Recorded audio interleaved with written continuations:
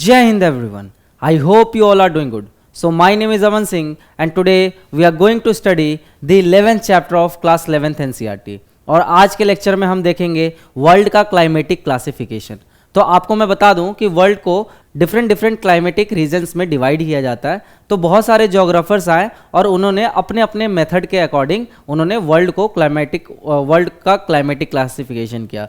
तो उसमें से जो सबसे फेमस थे वो थे कोएपन, ठीक है। तो उनका जो क्लाइमेटिक क्लासिफिकेशन था वो one of the most acceptable climatic classification हुआ। हालांकि उसके बाद आपके थॉर्नथवाइट भी आए और भी अदर ज्योग्राफर्स आए जिन्होंने आपके क्लाइमेटिक क्लासिफिकेशन किया on the basis of scientific evidence, ठीक है। तो आपके वर्ल्ड को क्लाइमेटिक क्लासिफिकेशन के टाइम पे आपके कुछ मेथड्स होते हैं। लाइक पहला होता है आपका इंपेरिकल, फिर होता है आपका जेनेटिक, फिर होता है अप्लाइड, ठीक है। तो इंपेरिकल वो मेथड होता है जिसमें आप बेसिकली जो ज्योग्राफर होते हैं वो एविडेंस बेस्ड पे क्लाइमेटिक क्लासिफिकेशन करते हैं। मतलब जो आसपास की सराउंडिंग होती है, क्लाइमेटिक कंडीशन होती है, उसको स्टडी करके और वहाँ के वेजिटेशन कवर को स्टडी करके उस बेसिस पे वो बेसिकली क्लाइमेट क्लासिफाई करते हैं, ठीक है। तो जो कोपन ने क्लासिफिकेशन किया उनका इंपेरिकल बेस्ड ही था। फिर एक आता आपका genetic based, so attempts to organise climate according to their causes. तो जो क्लाइमेट के कॉज है उसके बेसिस पे जो क्लाइमेट क्लासिफिकेशन किया जाता है। और उसके बाद आता है आपका अप्लाइड। तो अप्लाइड किसी स्पेसिफिक पर्पस के लिए किया जाता है, जैसे फॉर एग्जांपल इवापोट्रांसपिरेशन के लिए आपके अलग क्लाइमेटिक क्लासिफिकेशन हुआ है, प्रेसिपिटेशन के अकॉर्डिंग आपके अलग क्लाइमेटिक क्लासिफिकेशन हुआ है। तो इस तरीके से अलग अलग for the specific cause specific purpose climate classification भी किया जाता है। समझ आया? तो आज के लेक्चर ना बहुत ज़्यादा इग्नोर किया जाता है जो एस्पिरेंट्स हैं उनके द्वारा, क्योंकि ये टॉपिक एक तो समझने में प्रॉब्लम आती है और बहुत ज़्यादा इससे क्वेश्चंस आते नहीं है प्रीलिम्स में। लेकिन अगर आप एलाइड एग्जामिनेशन देते हो, जैसे CDS दे रहे हो या फिर आप CAPF दे रहे हो या NDA दे रहे हो, तो वहाँ पे आपके इस क्लाइमेटिक क्लासिफिकेशन से क्वेश्चन आ जाता है। और वैसे भी आपको एज एन जनरल अवेयरनेस आपको ये चीज़ें पता होनी चाहिए कि हमारा जो वर्ल्ड है उसको कितने उनको किन किन क्लाइमेटिक रीजन में डिवाइड किया गया है। हमारे इंडिया का जो क्लाइमेटिक रीजन्स है वो किस में फॉल करता है, मतलब हमारे यहाँ पे किस टाइप का क्लाइमेट पाया जाता है।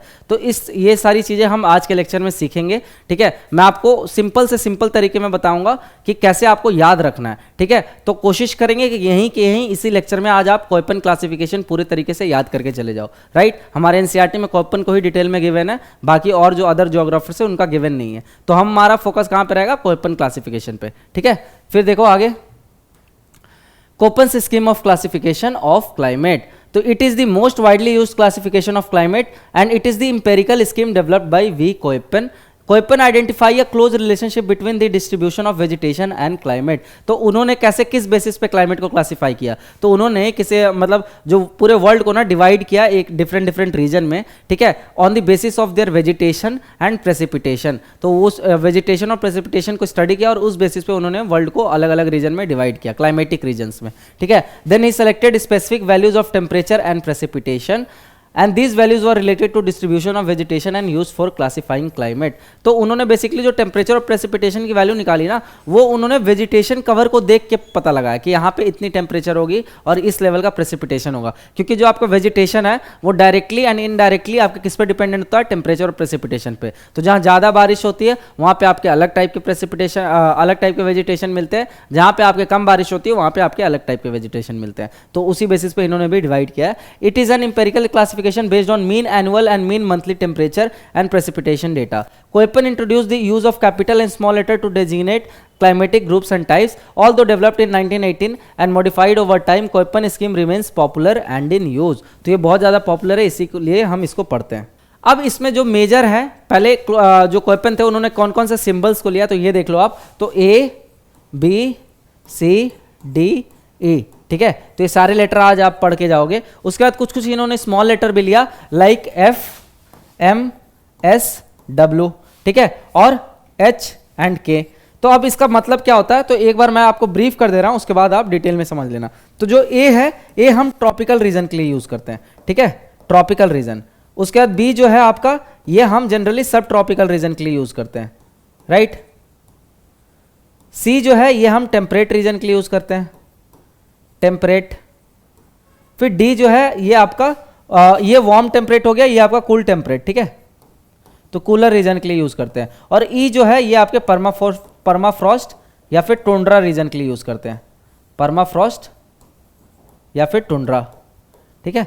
तो यहाँ पे आपको एक सीक्वेंस दिख रहा होगा ए बी सी डी ई, मतलब इक्वेटर से आप जैसे जैसे ऊपर जा रहे हो तो वैसे वैसे रीजन को डिवाइड किया गया ए बी सी डी ई में। तो ए आपका इक्वेटोरियल रीजन है, ट्रॉपिकल रीजन है। बी आप उससे थोड़ा ऊपर जाओगे सब ट्रॉपिकल रीजन है जहाँ पे एरिड और सेमी एरिड एरिया आपको मिल रहा है। फिर सी उससे ऊपर जाओगे तो टेम्परेट है, टेम्परेट में भी वार्म टेम्परेट और आपके कोल्ड टेम्परेट, और उसके बाद उससे ऊपर जाओगे तो पोलर रीजन आ जाता है। तो पोलर रीजन जनरली आपके ई वाले में आता है, ठीक है। तो इतना क्लियर हुआ। उसके बाद देखो जो एफ है, एफ मतलब क्या होता है, rainfall through out the year. तो मतलब किसी रीजन में आपका पूरा साल बारिश हो रही है तो उसमें हम एफ से एफ लगा देंगे, ठीक है। उसका एम जो है ये आपका मानसून टाइप ऑफ क्लाइमेट जो कि आपको इंडिया में देखने को मिलता है, नॉर्दर्न ऑस्ट्रेलिया में देखने को मिलता है, north eastern part of South America में देखने को मिलता है, राइट। उसके बाद एस मतलब याद रखना समर ड्राई, ठीक है। तो अगर समर में बारिश नहीं हो रहा है तो उसको हम एस से डिनोट करेंगे। अगर विंटर में बारिश नहीं हो रहा है तो उसमें W से, स्मॉल W से डिनोट करेंगे, ठीक है। तो ये हो जाता है विंटर ड्राई। फिर H जो हो जाता है, H हम किसके लिए यूज करते हैं, आपके सब ट्रॉपिकल रीजन के लिए यूज करते हैं। और जो K है ये टेम्परेट शो करने के लिए यूज करते हैं, टेम्परेट, ठीक है। उसके बाद और भी कुछ सिंबल्स हैं W और S, ठीक है। तो W S फर्दर हम यूज करते हैं। जो कैपिटल W होता है ये हम एरिड रीजन को डिनोट करने के लिए यूज करते हैं, और कैपिटल S जो है ये आपके सेमी एरिड रीजन को डिनोट करने के लिए करते हैं। तो एक बार में अभी थोड़ा कंफ्यूजिंग लगेगा आपको, लेकिन एक एक करके आप देखोगे डिटेलिंग तो आपको चीजें याद हो जाएंगी। और कोशिश करना यहीं के यहीं याद करके जाओ, ठीक है। तो मैं आपको बेसिक्स बता दिया, अब आगे आओ। तो मेजर क्लाइमेटिक क्लासिफिकेशन कैसे कैसे हुआ, the capital letter A C D E, delineate humid climate, B denotes dry climate. तो जो ए सी डी ई है ये आपके ह्यूमिड क्लाइमेट को डिनोट कर रहा है, और जो बी है ये आपके ड्राई क्लाइमेट को डिनोट कर रहा है। तभी इसमें आपके एरिड और स्टेपी वाला जो क्लाइमेट है यहां पे आएगा, आपके बी में आता है, ठीक है। Then the climatic group are subdivided into types designated by small letters based on seasonality of precipitation and temperature characteristic, ठीक है। तो जो आपका ए बी सी डी ई है ये बेसिकली टेम्परेचर को डिनोट कर रहा है, ठीक है। और जो आपका स्मॉल लेटर मैंने देखा जो आपको बताया एफ एम एस डब्ल्यू, ये आपके प्रेसिपिटेशन को डिनोट कर रहा है। एफ मतलब rainfall through out the year, ठीक है। एम मतलब मॉनसून टाइप क्लाइमेट। उसके बाद एस मतलब समर ड्राई, मतलब विंटर में बारिश हो रहा है, और डब्ल्यू मतलब विंटर ड्राई, मतलब समर में बारिश हो रहा है। तो ये जो प्रेसिपिटेशन बेसिस पे हमने स्मॉल लेटर का यूज किया, ठीक है। और टेम्परेचर और प्रेसिपिटेशन के बेसिस पे हम पूरे क्लाइमेटिक क्लासिफिकेशन को कर रहे हैं। तो यहां तक आपको क्लियर हो गया।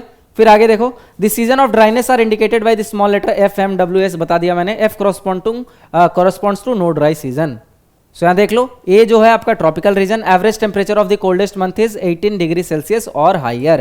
तो ये भी डिटेल याद रखना कि अगर 18 डिग्री सेल्सियस या उससे हायर होगा एवरेज टेम्परेचर, एनुअल टेम्परेचर, तो उसको हम ए के कैटेगरी में रखेंगे, ट्रॉपिकल रीजन, ठीक है। ट्रॉपिकल रीजन आपको वर्ल्ड में कहाँ आता है, तो ये चीज आपको माइंड में क्लियर होनी चाहिए। तो 0 से 30 डिग्री तक, 30 डिग्री नॉर्थ और 0 से 30 डिग्री साउथ, ठीक है। To be specific 23.5 degree north and 23.5 degree south. फिर बी हो गया आपका dry climate, potential evaporation exceed precipitation, तो ये आपके 30 डिग्री पे लाई करता है सब ट्रॉपिकल रीजन में, ठीक है। उसका सी जो हो गया आपका वार्म टेम्परेट हो गया, average temperature of coldest month higher than -3 degree Celsius but below 18 degree Celsius, right. उसके बाद आपका जो डी है ये हो गया आपका cold snow forest climate, the average temperature of the coldest month is -3 और बिलो, तो ये आपका ज्यादा ठंडा होता है, -3 या उससे भी कम होता है आपके डी में, कोल्ड स्नो फॉरेस्ट क्लाइमेट। और ई जो है आपका कोल्ड क्लाइमेट हो जाएगा। So average temperature for all month is below 10 degree Celsius, तो ये चीज ध्यान रखना आप। फिर देखो आगे क्लाइमेट टाइप डेजिग्नेशन, तो MWS मैंने बता दिया, एम मानसून हो गया, W से विंटर ड्राई, S से summer dry. Severity of temperature हम ABCD के रूप में देखेंगे, ठीक है, to the degree of severity of temperature. तो अगर टेम्परेचर बहुत ज़्यादा हॉट होगा तो A यूज़ करेंगे, उससे थोड़ा कम होगा तो B यूज़ करेंगे। तो बेसिकली टेम्परेचर की सिवियरिटी, इंटेंसिटी कितनी है उसको हम ABCD से डिनोट करेंगे, स्मॉल ABCD, ठीक है। फिर B हो गया ड्राई क्लाइमेट, B भी आपके फर्दर दो पार्ट में डिवाइड होता है, एक होता है आपका एरिड रीजन, ठीक है, तो उसको BW से डिनोट करते हैं, BW, और एक होता है आपका स्टेपी क्लाइमेट, तो उसको BS से डिनोट करते हैं, राइट। तो हमारे इंडिया में बताओ BW पाया जाता है कि नहीं, तो पाया जाता है। कहाँ पे, आपके राजस्थान वाले रीजन में, याद करो। फिर BS भी पाया जाता है, स्टेपी क्लाइमेट भी पाया जाता है। तो हमारा इंडिया क्योंकि आपके क्लाइमेटिक डाइवर्सिफाइड कंट्री है, तो यहाँ पे आपके लगभग हर टाइप के क्लाइमेट पाए जाएंगे, ठीक है। तो इंडिया के रिस्पेक्ट में भी मैं बताऊंगा आपको। फिर देखो references the climatic type are listed in 11.2, table 11.2, तो ये टेबल भी आगे दिया हुआ है। अब जैसे मान के चलो ट्रॉपिकल क्लाइमेट है, तो उसका यहाँ पे डिस्क्रिप्शन दे रखा है। तो लोकेशन क्या है, island of East Indies, rainfall क्या है, significant amount occur in every month of the year as the thunder showers in the afternoon. Temperature characteristic uniformly high. Annual range of temperature is negligible. Maximum temperature on any day is around 30 degree Celsius. Minimum temperature आपके 20 degree Celsius. ठीक है, और जो यहाँ पे vegetation cover होगा tropical evergreen forest. तो ये ज़्यादातर ये मेरे को कोस्टल सिटी लग रहा है, ईस्ट इंडीज. ठीक है, कोस्टल सिटी और किधर आपके ट्रॉपिकल रीजन में लाई कर रहा है. इसीलिए जो मीन एनुअल टेम्परेचर है इसका जो रेंज है बहुत ज़्यादा डिफरेंस देखने को नहीं मिल रहा है आपको. फिर देखो आगे, अब ये टेबल हमें अच्छे से देख लेना है. ये टेबल आपके एनसीईआरटी में ही गिवन है, तो टेबल को एक बार देखो अच्छे से. तो ये था आपका ट्रॉपिक ह्यूमिड क्लाइमेट. ठीक है, अब इसमें ही फर्दर सब डिवाइडेड होता है. तो ट्रॉपिकल में आपके डिफरेंट टाइप के क्लाइमेट आता है. एक तो वेट होता है, एक मानसून होता है, एक वेट एंड ड्राई होता है. तो ट्रॉपिकल वेट में बेसिकली एफ से हम डिनोट करेंगे. ठीक है, जहां पे थ्रू आउट द ईयर बारिश हो रही है, राइट. तो ये आपके यहाँ पे नो ड्राई सीजन. फिर उसके बाद आता है आपका ट्रॉपिकल मानसून. तो ए के साथ एम लगा देंगे तो ये हो जाएगा ट्रॉपिकल मानसून. ठीक है, तो ये हमारे इंडिया में पाया जाता है मानसूनल शॉर्ट ड्राई सीजन. फिर आता है आपका tropical wet and dry AW. तो ये basically tropical wet and dry हमारा कौन सा क्लाइमेट होता है, सवाना. याद लिख लेना यहाँ पे चाहो तो, सवाना टाइप ऑफ क्लाइमेट. मतलब इस टाइप ऑफ क्लाइमेट में बारिश तो होती है बट ज्यादातर साल में क्या होता है, सूखा ही रहता है. ठीक है, विंटर में बारिश नहीं होती है, ज्यादातर समर में ही बारिश होती है, और वो भी बहुत ज्यादा नहीं होती है, कम ही होती है. तो इसलिए यहाँ पे आपको ग्रासलैंड टाइप फीचर देखने को मिलेंगे, ग्रासलैंड टाइप फीचर, राइट. तो इसका लोकेशन आपको कहाँ मिलेगा, सेंट्रल अफ्रीका से, जो सहारा डेजर्ट वाला एरिया है उसके साउथ में, मतलब सेंट्रल अफ्रीका अगर ले लो टू बी स्पेसिफिक, तो वहाँ पे आपको सवाना टाइप ऑफ क्लाइमेट देखने को मिलेगा. इवन इंडिया में भी ये क्लाइमेट देखने को मिलता है. ठीक है, और यहाँ पे जो डायगोनल रेंज ऑफ टेम्परेचर होता है, मतलब जो टेम्परेचर का डिफरेंस होता है वो बहुत जल्दी जल्दी चेंज होता है. नाइट में एकदम से कम हो जाता है और दिन में आपका एकदम से ज़्यादा हो जाता है. ठीक है, तो ये चीज़ भी ध्यान रखना. सवाना का पूछ लेंगे कि अगर सवाना को हम किस कैटेगरी में रखते हैं, तो AW के कैटेगरी में रखते हैं. विंटर ड्राई सीजन, तो बेसिकली विंटर जो रहता है वो ड्राई रहता है, समर जो रहता है ड्राई नहीं होता है. फिर ले लो B ड्राई क्लाइमेट. तो B में आपको मैंने बता दिया सब ट्रॉपिकल स्टेपी. अब सब ट्रॉपिकल जब बोल रहे हैं ना, तो हम क्या लगाएंगे, H लगाएंगे. ठीक है, H. तो BSH, B से आपका हो गया ट्रॉपिक, B से हो गया आपका सब ट्रॉपिकल, S से हो गया आपका स्टेपी, मतलब सेमी एरिड. ठीक है, सेमी एरिड. और H से आपका सब ट्रॉपिकल. फिर आता सब ट्रॉपिकल डेजर्ट, तो मतलब BWH. तो B से हो गया आपका सब ट्रॉपिकल, W से हो गया एरिड रीजन, H से हो गया आपका सब ट्रॉपिकल. ठीक है, फिर मिड लैटिट्यूड स्टेपी BSK हो गया. तो अब यहाँ पे हम मिड लैटिट्यूड की बात करें, तो मिड लैटिट्यूड को हम स्मॉल के से डिनोट कर रहे हैं. तो B आपके हो गया ड्राई रीजन, S हो गया आपका सेमी एरिड, और K हो गया आपका मिड लैटिट्यूड रीजन. ठीक है, फिर वैसे मिड लैटिट्यूड डेजर्ट आ जाओ, आपका क्या हो जाएगा, BWK. फिर आ जाओ वार्म टेम्परेट पे, तो वार्म टेम्परेट आपका क्या हो जाएगा, ह्यूमिड सब ट्रॉपिकल, मेडिटेरेनियन और मेराइन वेस्ट कोस्ट. तो ये सब का ना डायरेक्टली पूछते हैं एग्जाम में. आपकी यूपीएससी का फेवरेट एरिया है, यहाँ से क्वेश्चन आपके फ्रेम होते हैं.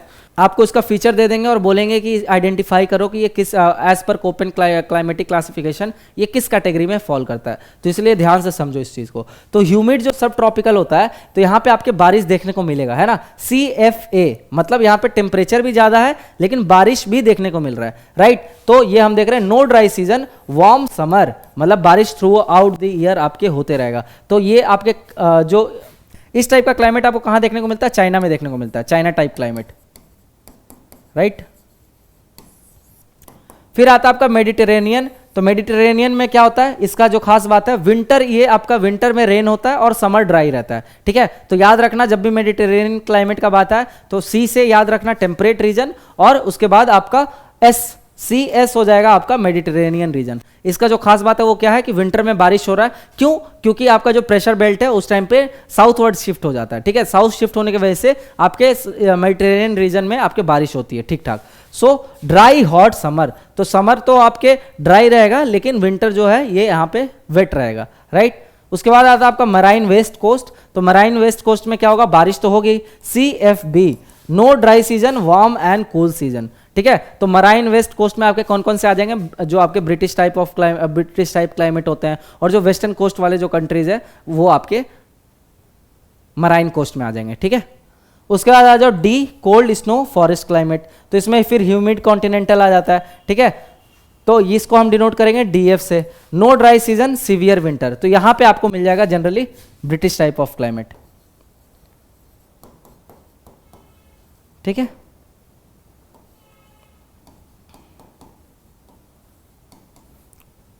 फिर सब आर्कटिक क्या हो जाएगा, DW, मतलब विंटर ड्राई, है ना। तो समर में बारिश होगी लेकिन विंटर में बारिश नहीं होगी, तो ये हो गया winter dry and very severe. फिर आता आपका ई कोल्ड क्लाइमेट, इसमें आपका टुंड्रा आता है और पोलर आइस कैप आता है। टुंड्रा में आपको ET से डिनोट करते हो और पोलर आइस कैप में आप EF से डिनोट करते हो। तो टुंड्रा में आपके समर तो नहीं दिखता है लेकिन टेम्परेचर आपके 10 डिग्री सेल्सियस से नीचे ही रहता है, लेकिन पोलर आइस कैप में आपके सालों साल परमाफ्रॉस्ट वाला कंडीशन रहता है, मतलब बर्फ जमा रहता है, ठीक है। तो इसको हम किससे डिनोट करते हैं, EF से डिनोट करते हैं। तो याद हुआ आपको, वापस से मैं आपको रिकॉल करा देता हूं, ABCDE। ए हो गया आपका ट्रॉपिकल रीजन, बी हो गया आपका ड्राई सीजन, ठीक है, मतलब सब ट्रॉपिकल जनरली अगर देखा जाए तो। सी हो गया आपका टेम्परेट रीजन, डी हो गया आपका कूलर रीजन, ई हो गया आपका टुंड्रा या फिर पोलर रीजन। इतना क्लियर हुआ। फिर उसके बाद अगर प्रेसिपिटेशन देखा जाए तो FMW और S याद रखना आपको। F हो गया नो ड्राई सीजन, है ना, मतलब थ्रू आउट द ईयर बारिश हो रहा है। उसके बाद आपका M monsoon season, S summer dry और W विंटर ड्राई। फिर H और K मैंने बताया, H आपका क्या डिनोट कर रहा था, सब ट्रॉपिकल रीजन, K आपका क्या डिनोट कर रहा था, टेम्परेट रीजन, राइट। उसके बाद ABCDE स्मॉल लेटर में ये आपके क्या डिफाइन कर रहे हैं, आपके टेम्परेचर का इंटेंसिटी डिफाइन कर रहे हैं। अब इन सब के कॉम्बिनेशन से आपको क्लाइमेटिक क्लासिफिकेशन अगर करना हुआ तो फॉर एग्जाम्पल मैं आपको देता हूं कि यूके का क्लाइमेट आप डिफाइन करो। तो यूके सबसे पहले आप देखोगे कि किस रीजन में लाई करता है, तो टेम्परेट रीजन में लाई करता है, तो टेम्परेट रीजन में लाई कर रहा है तो मैं सी ले लूंगा, ठीक है। उसके बाद मैं देखूंगा यूके में सालों साल बारिश होता है तो मैं स्मॉल एफ ले लूंगा, राइट। उसका इंटेंसिटी देखूंगा टेम्परेचर का, तो टेम्परेचर का इंटेंसिटी बहुत ज्यादा नहीं होता है, तो या तो CFC होगा या CFD होगा, है ना, CFB भी आप ले सकते हो। तो ये किस कैटेगरी में फॉल कर रहा है, CF, ठीक है। तो यहां से हम आएंगे तो ये हो गया CF बेसिकली, ठीक है। अब हम मेरे को ये भी पता है कि जो यूके में आपके ठंडा भी बहुत ज्यादा रहता है, तो C की जगह हम D भी लिख सकते हैं, ठीक है, DF भी लिख सकते हैं। C हो गया आपका टेम्परेट रीजन, टेम्परेट रीजन आपके लगभग 60 डिग्री तक होता है, ठीक है। तो अगर वर्ल्ड मैप देखोगे तो जो यूके का लैटिट्यूड है वो अराउंड 55 डिग्री है, ठीक है, 55 डिग्री। तो इसको हम DF वाले कैटेगरी में ज्यादा ये सूटेबल होगा। CF के जगह हम इसको DF में डालते हैं, ठीक है। तो DF में कौन सा आपका आ रहा था, ये वाला region, humid continental, cold snow forest climate, humid continental, समझ आया। तो इसलिए हम इसको क्या बोल रहे हैं, ब्रिटिश टाइप ऑफ क्लाइमेट। और अगर CF लेते तो ये मरीन वेस्ट कोस्ट हो जाता, तो यहाँ पे भी आप लिख सकते थे ब्रिटिश टाइप क्लाइमेट, या फिर जो आपके यूरोपियन नेशन में जो वेस्ट कोस्ट वाले रीजन है वो सारे इसमें आ जाएंगे, ठीक है। तो आई होप आप लोग क्लियर हो रहा होगा। वैसे इंडिया में अगर मैं बोल दूं कि अगर फॉर एग्जांपल थार डेजर्ट का आपको क्लाइमेट बताना है, तो थार डेजर्ट आपके कौन से लैटिट्यूड पे लाई करता है, ट्रॉपिक ऑफ कैंसर के ऊपर है, तो मतलब हम बोल सकते हैं सब ट्रॉपिकल एरिया, राइट। सब ट्रॉपिकल एरिया में भी आपके किस रीजन में लाई कर रहा है, एक तो ड्राई है, तो देखो सब ट्रॉपिकल से B लिख सकते थे और ड्राई से W लिख सकते थे। तो BW हमारे जो थार डेजर्ट है उसको हम BW के अंदर कैटेगराइज कर सकते हैं। वैसे जो सेंट्रल इंडिया है, ठीक है, तो उसको हम BS में डिनोट कर सकते हैं, BS, ठीक है। फिर AW भी आपका डिनोट हो सकता है, सवाना टाइप ऑफ क्लाइमेट। ये आपको जनरली कहाँ देखने को मिलेगा, ये आपको देखने को मिलेगा बहुत सारे नॉर्दर्न स्टेट्स ऑफ इंडिया को, बहुत सारे नॉर्दर्न स्टेट्स ऑफ इंडिया में। तो वैसे ही आप आज ये टास्क करना कि इंडिया को डिवाइड करना और देखना कि कोपेन क्लाइमेटिक क्लासिफिकेशन के अकॉर्डिंग कौन सा स्टेट किस कैटेगरी में फिट बैठता है, समझ आया। उसके बाद देखो आगे, group A tropical humid climate. अब सबकी थोड़ी सी डिटेलिंग पे आते हैं। तो सबसे पहले AF जो होता है ट्रॉपिकल वेट क्लाइमेट, इसमें no dry season, consistent rainfall, ठीक है। उसके बाद ट्रॉपिकल मानसून क्लाइमेट में monsoon pattern, short dry season. तो ये मानसून को हम डिटेल में पढ़ेंगे, जो नेक्स्ट आपका बुक है इंडियन फिजिकल इन्वायरमेंट, वहां पे हम मानसून क्लाइमेट को डिटेल में देखेंगे, ठीक है। मानसून क्लाइमेट आपको वेल डेवलप्ड कहां पे देखने को मिलता है, इंडिया में देखने को मिलता है।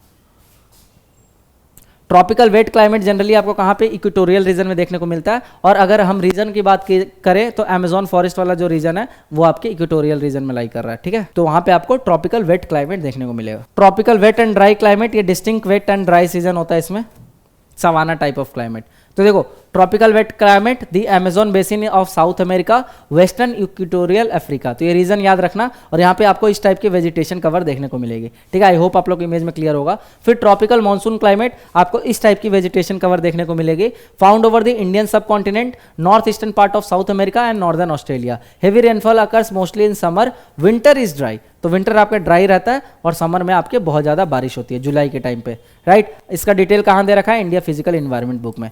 उसके बाद आओ tropical wet and dry climate. तो tropical wet and dry climate आपको कहाँ पे मिलता है? North and south of the Amazon forest in Brazil and adjoining parts of Bolivia and Paraguay in South America, Sudan and south of central Africa. तो central Africa के south में आपके क्या है? सवाना ग्रासलैंड पाया जाता है। ठीक है, तो ये यहाँ पे सवाना क्लाइमेट की बात कर रहा है। AW यहाँ पे आपके continuous wet and dry spell season होते हैं। वेट आपके कम ही होता है, ज़्यादातर ड्राई ही रहते हैं। ठीक है, और विंटर ड्राई आपको जनरली देखने को मिलता है। समर में आपके थोड़ा बहुत बारिश हो भी जाती है, तो इसी की वजह से आपके बहुत ज़्यादा बड़े बड़े वेजिटेशन नहीं मिलते हैं, बल्कि आपको छोटे छोटे ग्रासलैंड देखने को मिलते हैं। तो ये बेसिकली सवाना टाइप का फीचर है, तो ये ध्यान रखना। Annual rainfall is considerably less than that in AF and AM climate types and is variable. ठीक है, तो यहाँ पे जो एनुअल रेनफॉल है AF और AM वाले के मुकाबले कम है।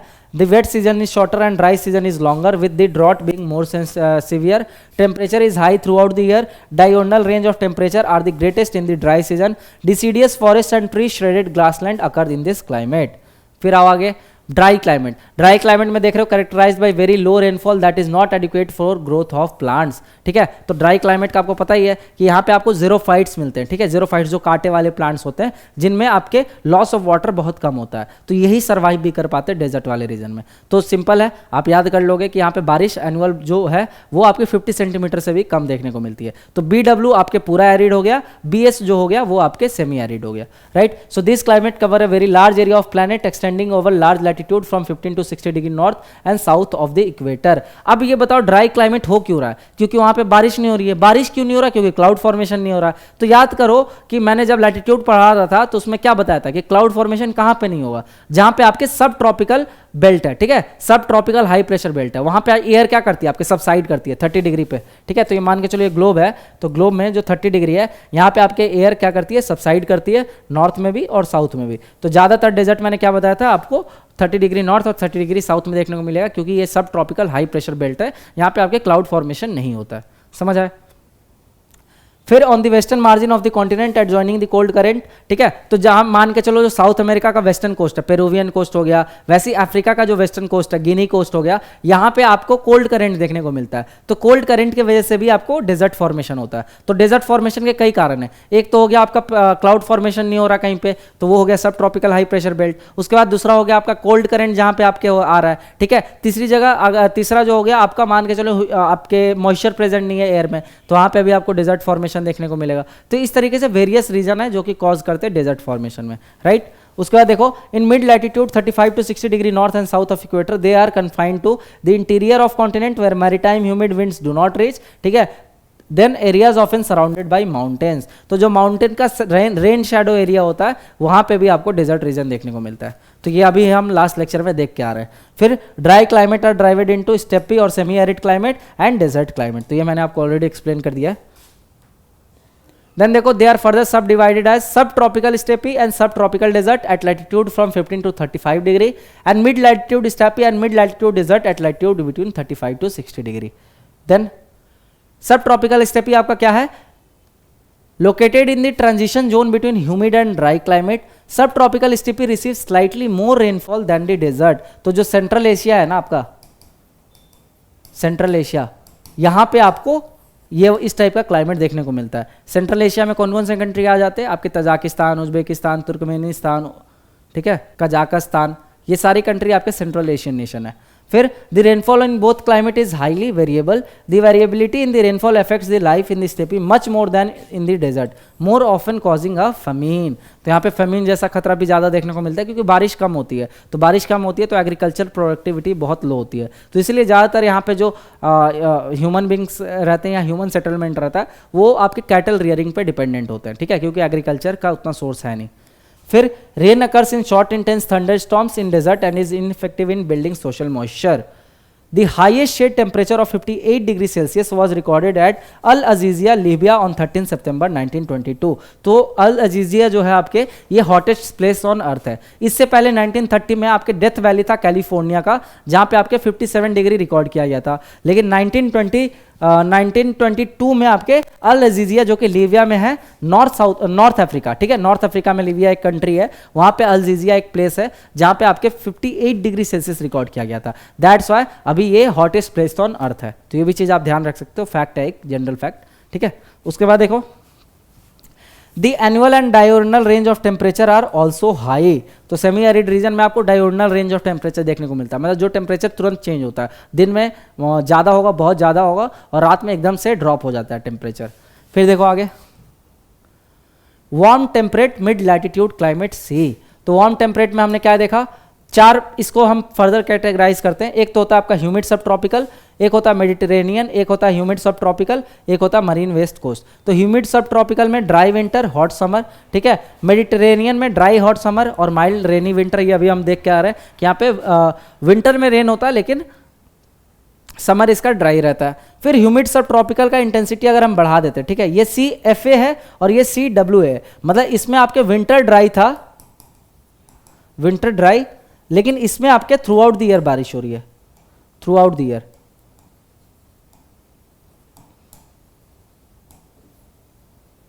सो no dry season, mild winter.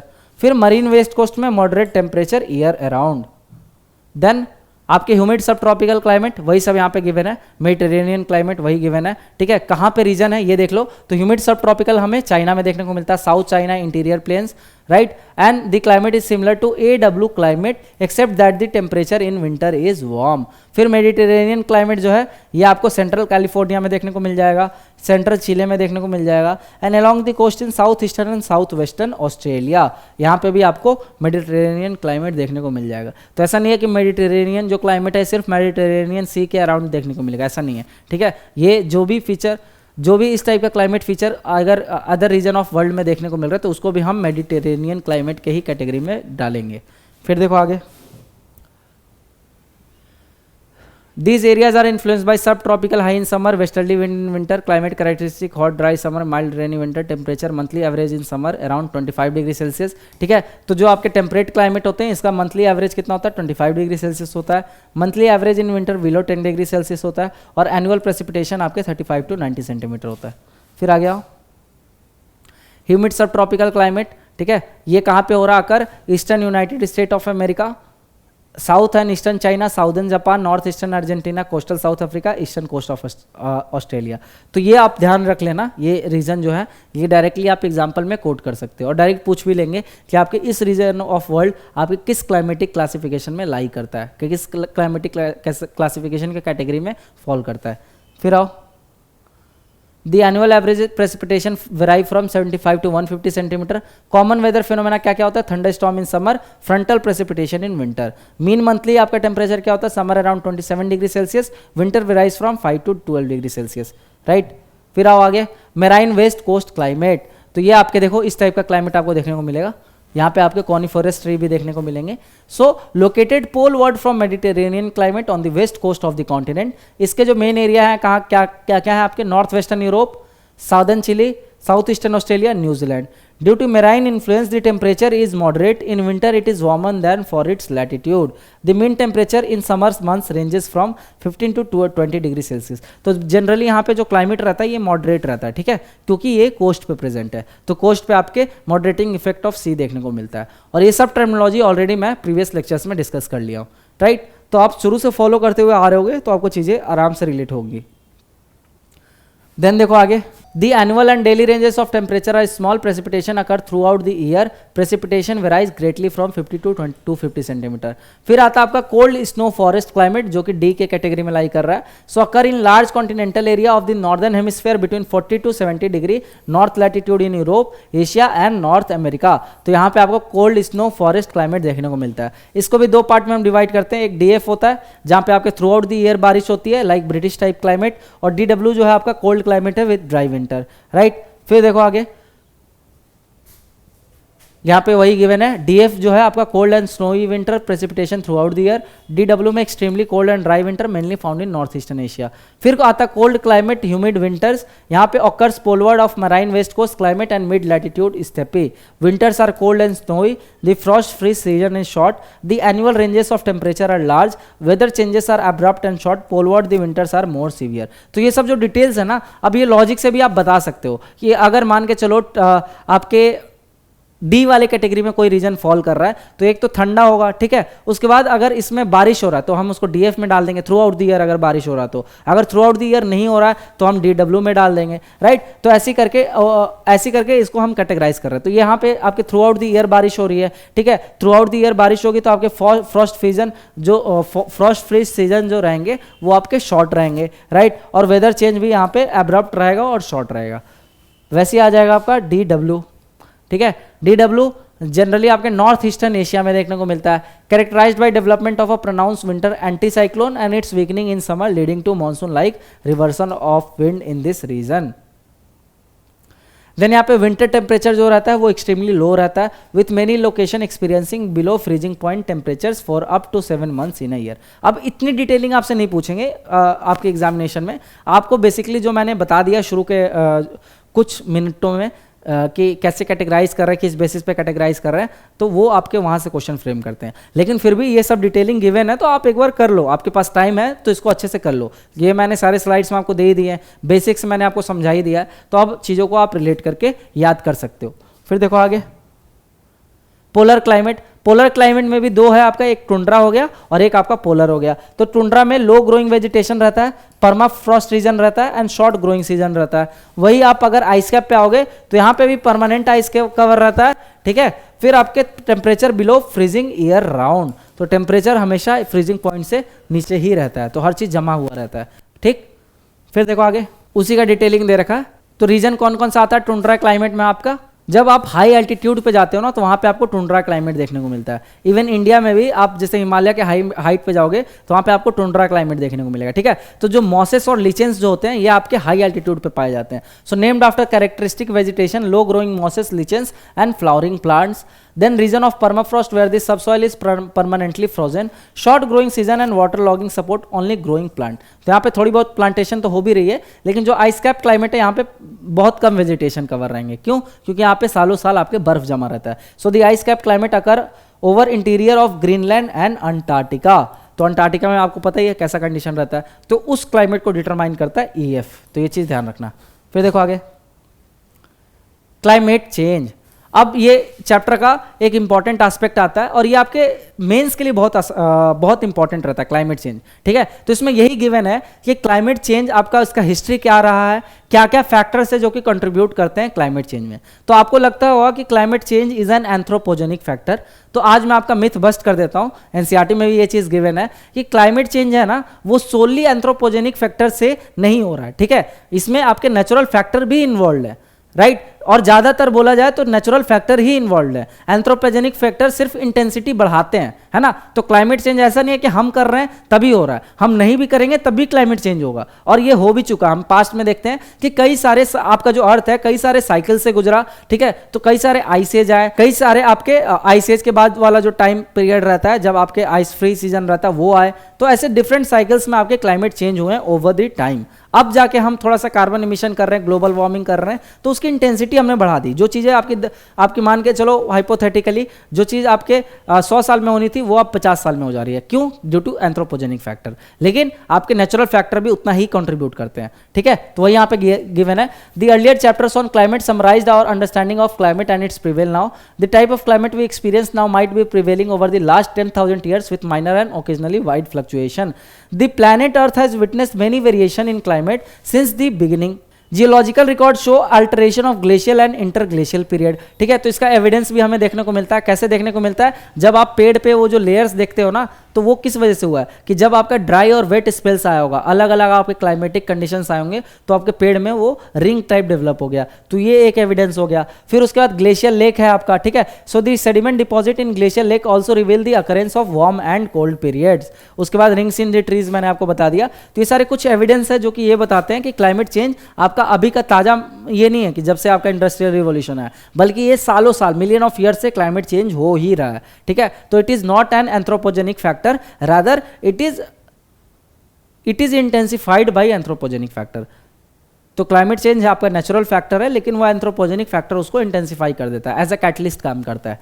फिर देखो आगे archaeological finding show that the Rajasthan desert experience wet and cool climate around 8000 BC. तो 8000 बीसी में ही जो राजस्थान जो डेजर्ट है ये आपके वेट और कूल क्लाइमेट फेस किया हुआ है। ऐसा नहीं है कि वहाँ पे शुरू से ही डेजर्ट था, पहले डेजर्ट नहीं था, ठीक है। The period 3000 to 1700 BC had higher rainfall, इस टाइम पे आपके बहुत ज़्यादा बारिश हुई। फिर 2000 से 1700 बीसी में this region was the centre of the Harappan civilisation, ये आपको पता है। Dry condition accentuated since then, ठीक है। तो हड़प्पन सिविलाइजेशन ही बोला जाता है खत्म क्यों हुआ, ड्यू टू क्लाइमेट चेंज। फिर in the geological past the earth was warm some 500 to 300 million years ago through the Cambrian, Ordovician and Silurian period. तो इसमें आपके जियोलॉजिकल टाइम स्केल में आप ये सब पीरियड पढ़ते हो, ये आपके पैलियोजोइक एरा में आते हैं, पैलियोजोइक एरा,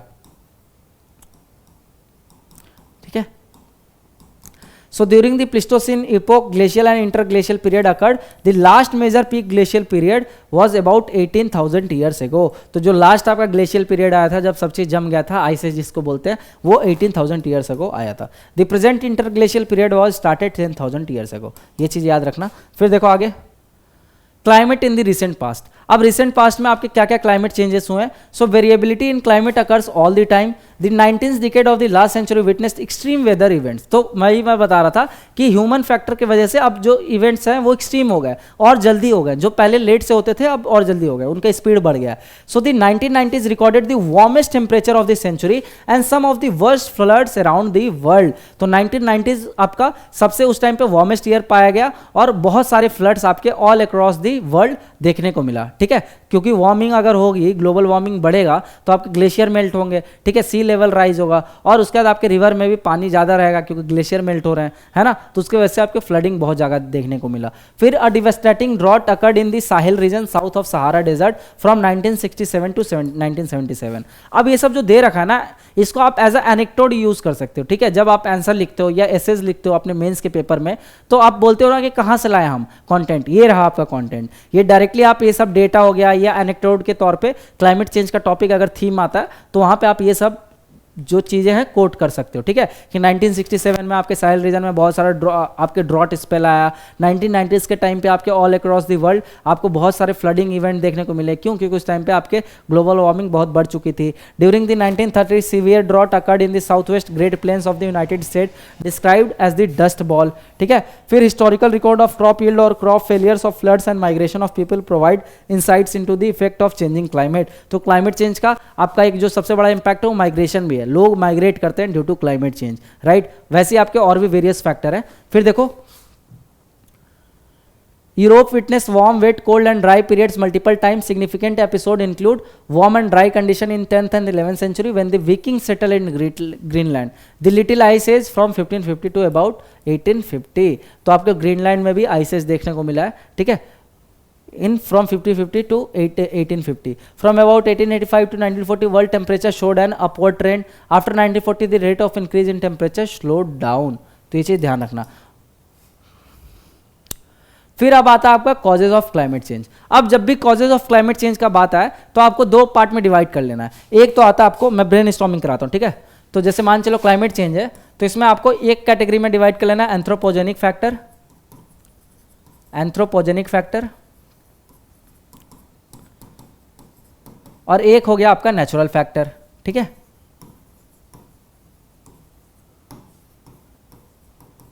अब नेचुरल फैक्टर में क्या क्या आ गया आपका, सन स्पॉट, ठीक है, सन स्पॉट आ गया।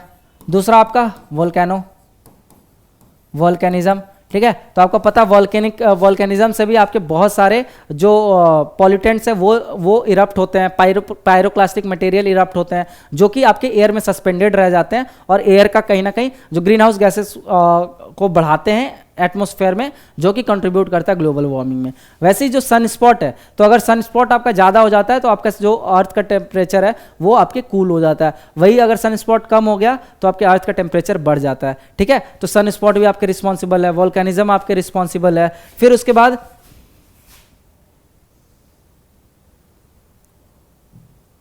टिल्टिंग ऑफ अर्थ, ठीक है, टिल्टिंग ऑफ अर्थ जिसको हम मिलान कोवच साइकिल में भी देखते हैं। तो जब आपका अर्थ टिल्ट हो रहा है, तो जैसे पहले 23.5 डिग्री पे टिल्ट नहीं था, ये धीरे धीरे इतना पे आया, अभी और टिल्ट हो रहा है, ठीक है। तो अगर अर्थ आपके टिल्ट होते जाएगा तो जो सन का अमाउंट ऑफ इंसुलेशन है सरफेस पे जो पड़ रहा है अर्थ के, वो आपके चेंज करेगा, वेराई करेगा। तो अगर आपके इंसुलेशन वेराई करेगा तो फिर आपके टेम्परेचर में चेंजेस आएंगे, है ना, और उसके कारण भी आपको क्लाइमेट चेंज देखने को मिलेगा। तो ये सारे कुछ नेचुरल फैक्टर हो गए। फिर एंथ्रोपोजेनिक फैक्टर में तो आप फिर भर भर के लिख दोगे, जैसे फॉर एग्जांपल CO2 एमिशन, ठीक है, आपके इंडस्ट्री से होता है। कहाँ से होता है? इंडस्ट्री से, व्हीकल से, राइट। फिर आपके वेटलैंड भी आपके कंट्रीब्यूटर है मीथेन एमिशन के लिए। वैसे ही अभी वेरियस आप लिख सकते हो एंथ्रोपोजेनिक फैक्टर में, लाइक जो भी चीज़ हम प्रोड्यूस करें तो उसमें कार्बन एमिशन होता ही है। तो ये चीज़ आपको यहाँ पे ब्रेनस्टॉर्मिंग करनी है। तो यहाँ पे यही चीज़ गिवन है, देखो, the causes for climate change are many grouped into astronomical and terrestrial causes. तो according to some meteorologists, when the number of sunspot increases, cooler and wetter weather and greatest storminess occur.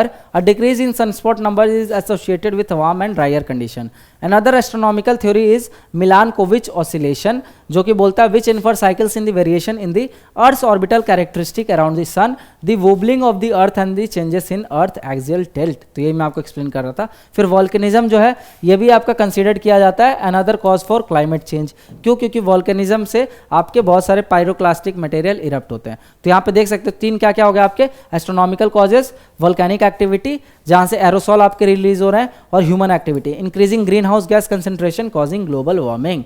फिर आ जाओ आगे, global warming, ठीक है। Global warming क्या होता है आपका? The average increase in average temperature of earth, उसको हम क्या बोल रहे हैं? ग्लोबल वार्मिंग बोल रहे हैं। ग्लोबल वार्मिंग के इंपैक्ट क्या क्या होते हैं? आपका ग्लेशियर मेल्ट हो रहा है, ठीक है, उससे आपके सी लेवल राइज हो रहा है, और भी बहुत सारे इंपैक्ट है ग्लोबल वार्मिंग के, जैसे ओशन एसिडिफिकेशन बढ़ रहा है ना।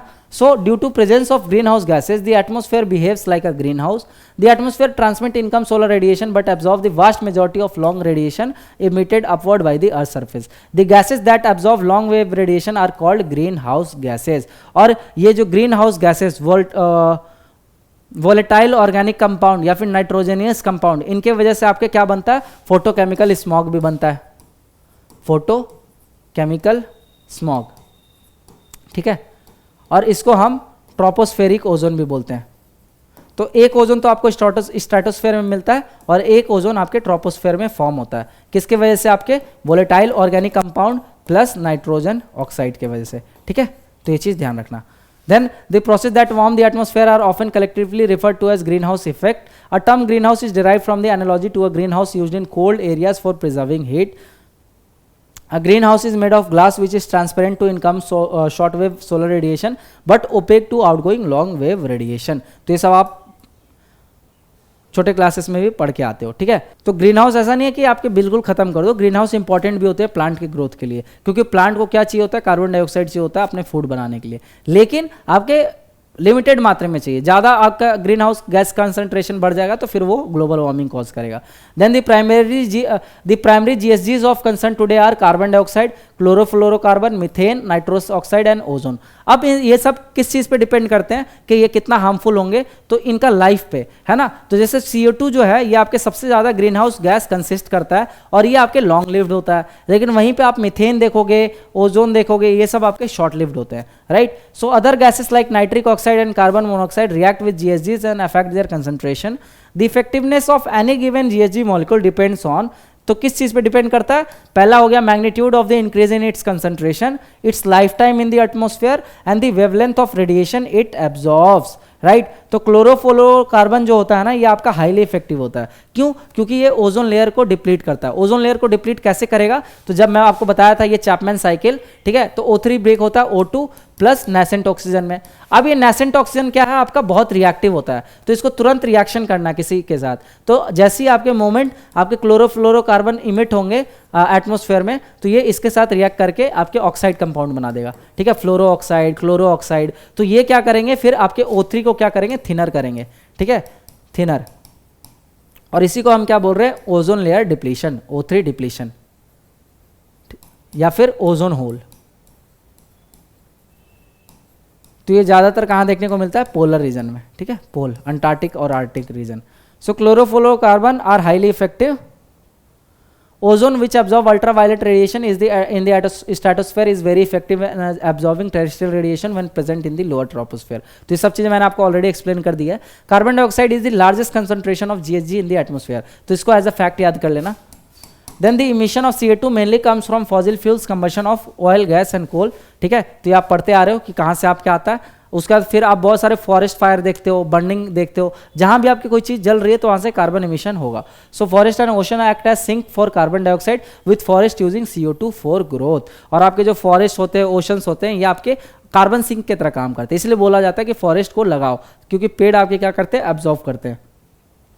Then the time taken for atmospheric CO2 to adjust the changes in sources to sink 20 to 50 years. तो CO2 को एडजस्ट होने में एटमोस्फेयर में कितना समय लगता है, 20 से 50 साल लग जाता है. So atmospheric CO2 is rising about 0.5% annually. तो ये डेटा है, आप लिख सकते हो जब भी क्लाइमेट चेंज से रिलेटेड टॉपिक आएगा. तो doubling of CO2 concentration over pre industrial level is used as an index for estimating climate change in climate model. And chlorofluorocarbon are product of human activity. तो जैसे जो आप refrigerator use करते हो, AC use करते हो, तो यहाँ पे क्लोरोफ्लोरोकार्बन यूज हो रहा होता है. और क्लोरोफ्लोरोकार्बन आपके क्या है, ओजोन के लिए अच्छे नहीं है. ठीक है, ओजोन आपके डिप्लीट होगा तो क्या होगा, अल्ट्रावायलेट रे आपके डायरेक्टली एंटर करेगा अर्थ पे, और वो ग्लोबल वार्मिंग भी कॉज करेगा. दूसरा चीज आपके हेल्थ को भी वो खराब करेगा, मतलब कैंसर कर सकता है कॉज. फिर rise in sea level due to melting glacier, ये मैंने बता दिया. This is a serious concern for the world community. Efforts have already been initiated to control GHG emission and to arrest global warming trend. इसमें जो ozone के लिए जो सबसे प्रोमिनेंट जो आपका है वो क्या है, कौन सा कन्वेंशन है, एक तो वीना कन्वेंशन और एक आपका मॉन्ट्रियल प्रोटोकॉल. ठीक है, उसके बाद आपका कुनमिंग, एक तो वीना कन्वेंशन, फिर एक मॉन्ट्रियल प्रोटोकॉल और एक आपका कुनमिंग मॉन्ट्रियल प्रोटोकॉल. तो ये सारे प्रोटोकॉल जो है ओजोन के लिए आपके इंपॉर्टेंट है. ठीक है, ओजोन के लिए ये सारे कंडक्ट कराए गए थे और इसमें वेरियस प्रोविजन था to prohibit the depletion of ozone layer. Right, तो उसमें बहुत सारे आपके कंपोनेंट को बैन लगाया गया और उसको कम करने का प्रोविजन था. ठीक है, फिर आपके आता है क्योटो प्रोटोकॉल 1997 में, तो वहाँ पे भी ओजोन लेयर को प्रोटेक्ट करने की बात की गई. सो efforts, so the hope is that the world community respond to this challenge and adopts a lifestyle that lives a livable world for future generation. The annual average near surface air temperature of the world is approximately 14 degree Celsius. और Paris climate में हमने क्या decide किया था target, कि अर्थ का जो average temperature है 1.5 डिग्री सेल्सियस से कम रखना है, लेकिन अब ऑलरेडी हमने उसको ब्रीच कर रखा है. 2023 आपका वार्मेस्ट ईयर भी था. ठीक है, so the greatest warming of the 20th century occurred during to period 1901 and 1977-1999.